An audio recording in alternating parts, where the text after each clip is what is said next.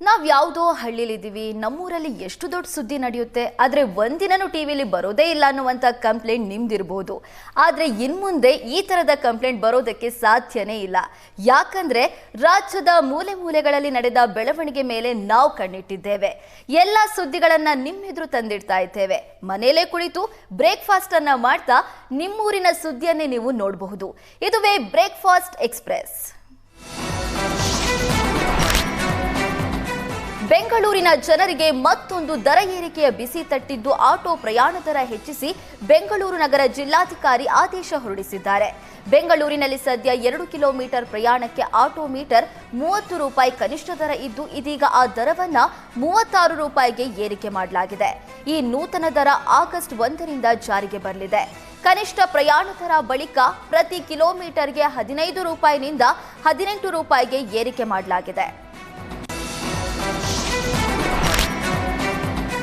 ಶಿವಮೊಗ್ಗದಲ್ಲಿ ಸಿಗಂದೂರು ಸೇತುವೆ ಉದ್ಘಾಟನೆ ಅಭಿವೃದ್ಧಿ ಕಾರ್ಯಗಳಿಗೆ ಚಾಲನೆ ನೀಡುವ ವಿಚಾರದಲ್ಲಿ ಕೇಂದ್ರ ಮತ್ತು ರಾಜ್ಯ ಸರ್ಕಾರಗಳ ನಡುವೆ ಶಿಷ್ಟಾಚಾರ ಉಲ್ಲಂಘನೆ ತಿಕ್ಕಾಟ ಆರಂಭವಾಗಿದೆ.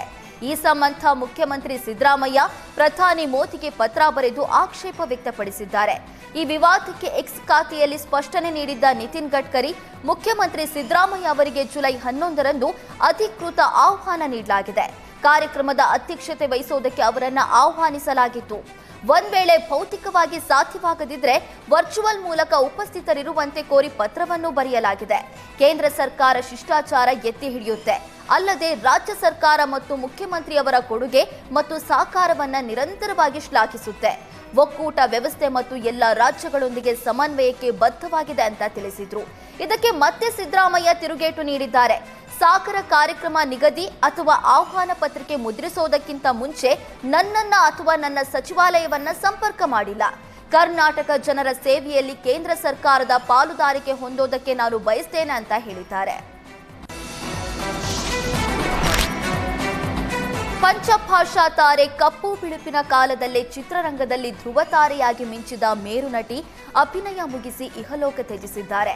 87 ವರ್ಷದ ಸರೋಜಾದೇವಿ ಕಳೆದ ಕೆಲವು ವರ್ಷಗಳಿಂದ ವಯೋಸಹಜ ಕಾಯಿಲೆಯಿಂದ ಬಳಲ್ತಾ ಇದ್ರು. ನಿನ್ನೆ ಬೆಳಗ್ಗೆ ಏಕಾಏಕಿ ತಲೆ ಸುತ್ತು ಬಂದು ಮನೆಯಲ್ಲೇ ಬಿದ್ದಿದ್ದು ಕೂಡಲೇ ಸ್ಥಳೀಯ ಆಸ್ಪತ್ರೆಗೆ ದಾಖಲಿಸಲಾಯಿತು. ಆದರೆ ಚಿಕಿತ್ಸೆಗೆ ಸ್ಪಂದಿಸದೆ ಸರೋಜಾದೇವಿ ವಿಧಿವಶರಾಗಿದ್ದಾರೆ. ಬಳಿಕ ಬೆಂಗಳೂರಿನ ಮಲ್ಲೇಶ್ವರಂ ನಿವಾಸದಲ್ಲೇ ಅಂತಿಮ ದರ್ಶನಕ್ಕೆ ವ್ಯವಸ್ಥೆ ಮಾಡಲಾಗಿತ್ತು.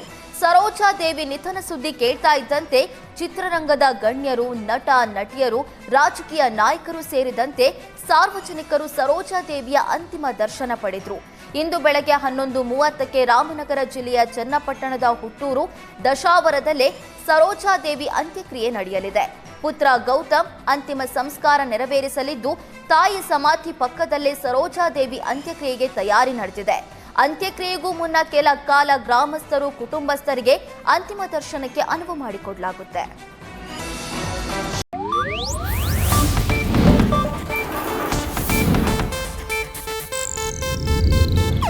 ಇದು ಏಷ್ಯಾನೆಟ್ ನ್ಯೂಸ್ ನೆಟ್ವರ್ಕ್ ಪ್ರಸ್ತುತಿ.